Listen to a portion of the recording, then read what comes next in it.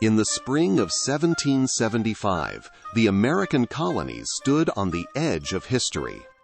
Blood had already been spilled at Lexington and Concord. Angry patriots were arming themselves. And in Philadelphia, on May 10th, the Second Continental Congress convened, a room full of grave, deeply troubled men who knew one wrong move could ignite full-scale war with the most powerful empire on earth. Among them was a tall, broad-shouldered Virginian in a crisp militia uniform. He didn't say much, but everyone noticed him. His name was George Washington. And in just a few weeks, this modest plantation owner would be chosen to lead America's first national army. The situation was far out of hand. American blood had been shed. The British had marched on Concord, and colonial forces had struck back by seizing Ticonderoga. Delegates realized the next move was critical. John Hancock of Massachusetts was elected president. The spirit in the room was revolutionary, yet moderates, led by John Dickinson of Pennsylvania, blocked any immediate declaration of war.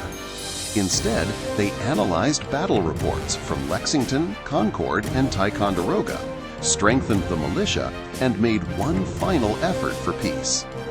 Pondering every decision were some of the finest minds in the colonies, including a brilliant young lawyer from Virginia named Thomas Jefferson and the valiant George Washington.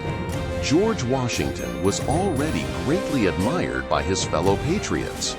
At 43 years old, he was a wealthy Virginia plantation owner, a respected member of the House of Burgesses, and a proven military leader.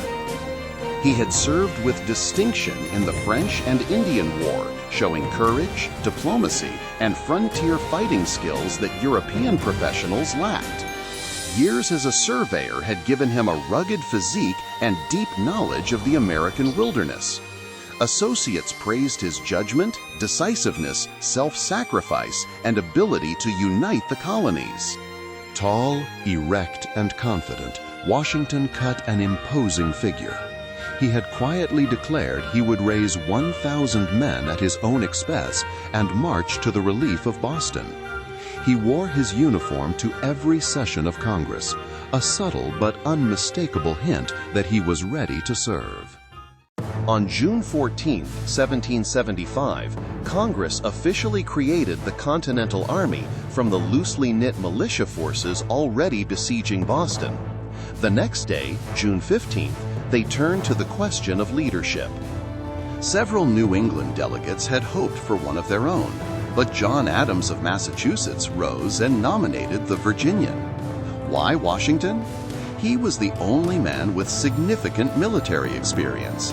His southern roots would help secure full colonial unity, and his character, modest, steady, and selfless, inspired trust.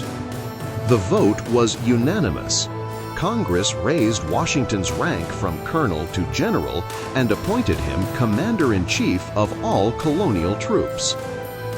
He did not push for the job, yet his heart was set on it. When the offer came, Washington accepted with humility. He refused any salary, asking only that Congress cover his expenses. He told them he would serve at his own cost if needed. Shortly after his appointment, Washington left Philadelphia with a staff of young officers and rode north to take command at Cambridge, Massachusetts.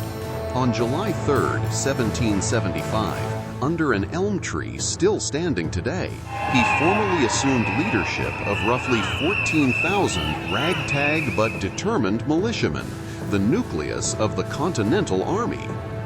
Meanwhile, most delegates still hoped to avoid full independence. Just weeks after Washington's appointment, Congress drafted the Olive Branch Petition, a final, respectful appeal to King George III begging him to restore peace. It was sent in July 1775 and would be rejected. Washington already understood the reality.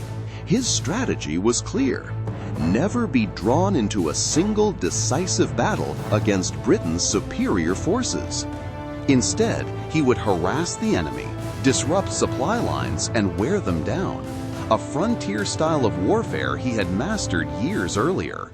In that tense Philadelphia summer of 1775, the Continental Congress made one of the most important decisions in American history.